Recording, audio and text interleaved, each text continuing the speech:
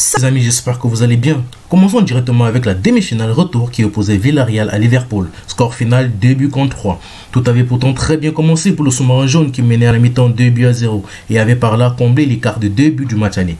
C'était sans compter sur la combativité et la stratégie de Jürgen Klopp qui fait rentrer dès la seconde mi-temps Luis Diaz qui change la physionomie du match avec son dynamisme en attaque.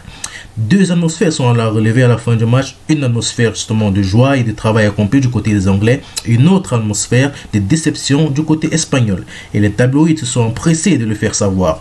Le Daily Star ne peut que remercier son équipe avec un Fabinho exceptionnel en première couverture qui remercie lui aussi le ciel. Avec cette victoire, les hommes de Klopp peuvent continuer de rêver à un quadruplé en fin de saison. C'est le même temps qui est donné du côté du Daily Express avec un Fab fort pour faire référence à ce fameux quadruplé qui est dans toutes les têtes des Reds. Après s'être fait peur en première période, ils peuvent y croire, nous écrit The Guardian.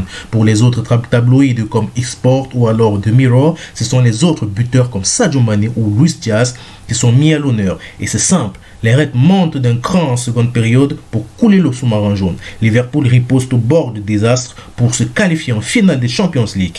Paris, nous voici, nous dit le Télégraphe. En Espagne, ce fut une grande désillusion.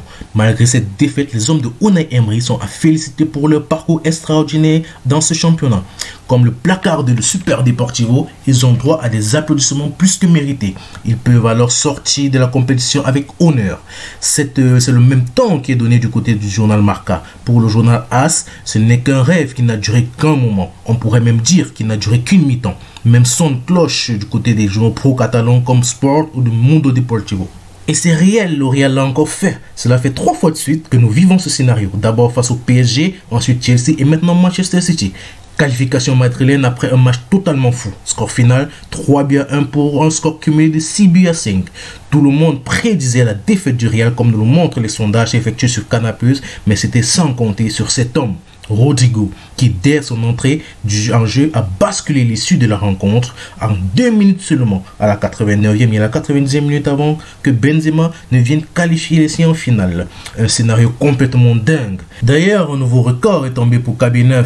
Il fait désormais partir des joueurs ayant marqué au moins 15 buts dans une compétition de C1. Il rejoint ainsi CR7 et ses 17 buts comptant pour la saison 2013-2014 et Lewandowski avec ses 15 buts comptant pour la saison 2019-2020. Il lui reste juste un match pour égaler CR7. Est-ce qu'il le pourra? Affaire à suivre. Pour le journal Marca, c'est un autre miracle auquel nous avons assisté. Laissons juste Dieu descendre et nous expliquer. C'est inexplicable ce qui s'est passé hier au Bernabéu. Pour AS, Madrid disputera sa 14e Ligue des Champions contre Liverpool à Paris le 28 mai. Hier a été une autre soirée surréaliste à laquelle on a assisté au Bernabéu. Le journal relaie aussi des affirmations de Pep où il ne se voyait pas encore qualifié malgré son avantage. Je connais ce stade, c'est dur, nous dit Guardiola. Rodrigo, quant à lui, s'est vu interpellé par Dieu qui lui a dit « Aujourd'hui, c'est ton jour ». Ils viennent d'un autre monde, intitule AS. Pour les journaux pro-catalans, c'est simplement une surprise. Alors qu'on croyait les Madrilènes morts, ils reviennent à la vie grâce à Rodrigo et Benzema. En France, c'est surréaliste avec Real en jeu de mots. C'est le même temps qui est donné du côté de la Gazzetta dello Sport en Italie. Et Real Madrid, nous écrit le journal. Pour Tutto Sport, c'est un autre spectacle offert par Carlo Ancelotti. En Angleterre, l'heure est à la grimace et au regret. Manchester City aurait bien pu réduire à néant tous les espoirs madrilènes dès le match aller, mais ne l'a pas fait. Ce sont des rêves de toute une ville qui tombent à l'eau, nous écrit le journal des Mirror. Pour The Sun, City échoue au Bernabéu et est out. Rendez-vous donc le 28 mai à Paris pour cette finale Liverpool-Real Madrid. Avant de terminer cette vidéo, revenons en Angleterre avec une information qui fait couler beaucoup d'encre. En effet, la vente de Chelsea Football Club pourrait être mise en péril. Son ex-président Roman Abramovich menacerait de reprendre son prêt de 1,6 milliard de livres sterling au club, ce qui pourrait mettre l'avenir de tout le club en grand danger. Affaire à suivre.